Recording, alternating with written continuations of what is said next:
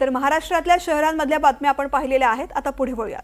मराठवाड्यावरती पुन्हा एकदा अवकाळी पावसानं शेतकऱ्यांसमोर नवं संकट उभं केलंय। कारण गेल्या 24 तासांमध्ये मराठवाड्यातील 40 मंडळांमध्ये अतिवृष्टीची नोंद झाली।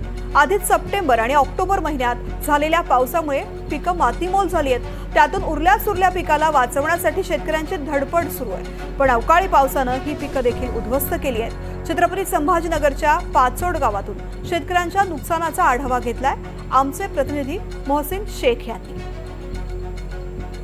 कधी काळी मराठवाडा हा दुष्काळवाडा म्हणून ओळखला जायचा, मात्र त्याच दुष्काळवाडा म्हणजे मराठवाड्यात पावसाचा एवढा आपण जर पावसाळा बघितला तर एवढा पाऊस झाला, अतिवृष्टी झाली, त्यानंतर हा मराठवाडा ओला चिंब झाला।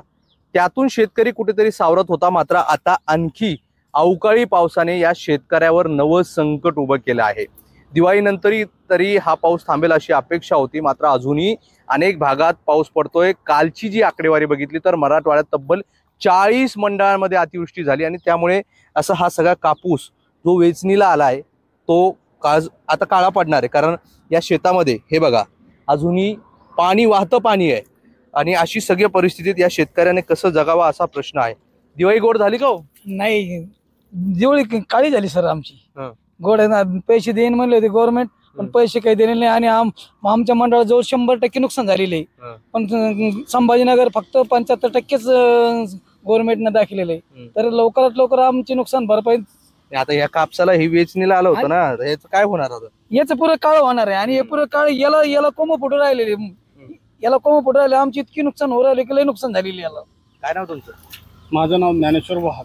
वाघ साहेब, मला सांगा काय आता परिस्थिती शेतकऱ्यांची? म्हणजे मराठवाडा हा कधी काही दुष्काळवाडा समजला जायचा, तिथून आता सावरत होता मराठवाडा, आता अतिवृष्टीने हे केलं ना, आता अवकाळी पावसानं तर सगळं वाहूनच बघा। आम्ही जे आता हे कपाशी वगैरे लावली बरं का साहेब, ही कपाशी लावली आणि आम्हाला दिवाळीच्या अगोदर ती अतिवृष्टी झाली।